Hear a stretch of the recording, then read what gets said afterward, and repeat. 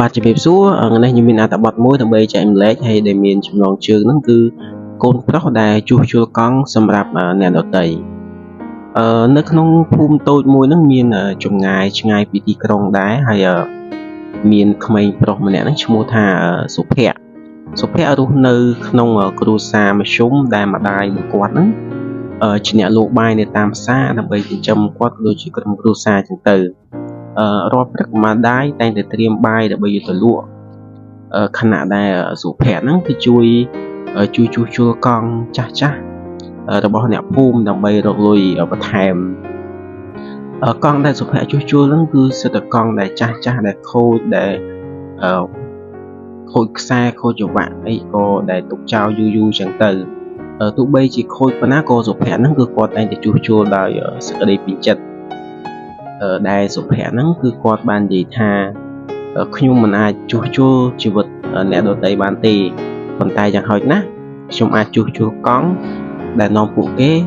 ទៅរកក្តីសុបិនរបស់ពួកគេចឹងណាម្ដាយរបស់គាត់ក៏បាននិយាយថាកុំអស់សង្ឃឹមអីកូនអើយជីវិតវាមិនអាចជួសជុលបានដូចជាកង់ទេតែបើចិត្តយើងល្អយើងអាចជួសជុលអ្វីៗក៏បានដែរថ្ងៃមួយហ្នឹងមានបុរសចំណាស់ម្នាក់ដែលគាត់ធ្លាប់ជាមេធាវីនៅក្នុងទីក្រុងគាត់ឃើញសុភ័ក្រហ្នឹងកំពុងតែជួសជុលជាមួយក្មេងៗតូចៗចឹងគាត់សួរជាមួយស្នាមញញឹមថាកូនអើយកូនធ្វើបែបហ្នឹងរាល់ថ្ងៃហ្នឹងធុញអត់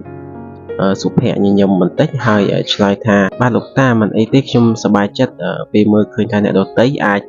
ទៅដល់គោលដៅដែលគេចង់ទៅហើយកង់នេះវាអាចខូចជាបន្តបន្ទាប់តែបើយើងមិនបោះបង់នៅការជួសជុលទេវាអាចរត់ក្នុងការបាក់បោបានឡើងវិញចឹងវាដូចជាជីវិតចឹងដែរបុរសចាស់ម្នាក់ហ្នឹងគាត់នៅស្ងៀមហើយស្ទើរតែមិនជឿថាក្មេងតូចម្នាក់ហ្នឹងអាចនិយាយអំពីជីវិតបានយ៉ាងជ្រាលជ្រៅបែបហ្នឹងមួយឆ្នាំក្រោយមកសុភ័ក្រទទួលបានអាហារូបករណ៍ទៅសិក្សានៅឯទីក្រុងម្ដាយផ្ដល់ប្រអប់ឧបករណ៍ជួសជុលមួយឲ្យគាត់ណាហើយបាននិយាយប្រាប់គាត់ថាយកវាទៅកូនកុំមើលវាជារបស់ចាស់ទេវាជារឿងរំលឹកថាមិនថាជីវិតខូចប៉ុណ្ណាក៏យើងអាចជួសជុលវាបានដែរច្រើនឆ្នាំកន្លងទៅសុភ័ក្របានក្លាយជាវិស្វករផលិតរថយន្តនៅថ្ងៃបើករោងចក្រហ្នឹងគាត់បានទៅមើលម៉ាស៊ីនរបស់ខ្លួនហើយនិយាយថាខ្ញុំចាប់ផ្ដើមពីកង់បែកមួយគ្រឿងនេះប៉ុន្តែគ្រឿងនេះបានបង្រៀនខ្ញុំឲ្យខ្ញុំមិនបោះបង់ដែលសារអប់រំនៅក្នុងរឿងនេះគឺជីវិតវាមិនមែនសម្រាប់អ្នកដែលឆ្លាតបំផុតឬអ្នកដែលមានទ្រព្យសម្បត្តិជាងគេទេវាសម្រាប់អ្នកដែលមិនឈប់ជួសជុលខ្លួនឯងទោះបីជាដួលជារៀងរាល់ថ្ងៃក៏ដោយសុភ័ក្រជួសជុលកង់មិនមែនសម្រាប់តែលុយគឺតែសម្រាប់ជីវិតព្រោះគាត់យល់ថាមនុស្សក៏ដូចជាកង់អាចបែកអាចធ្លាក់ប៉ុន្តែវាអាចរត់ឡើងវិញបានប្រសិនបើយើងមិនបោះបង់អញ្ចឹងណាសូមចាំថាអ្នកមិនចាំបាច់ធ្វើអ្វីធំធេងដើម្បីមានន័យនោះទេពេលអ្នកជួយអ្នកដទៃតិចតួចឬយើងខំបន្តធ្វើអ្វីដែលមួយវាអាចជាហេតុធ្វើឲ្យជីវិតអ្នកផ្លាស់ប្ដូរទាំងស្រុង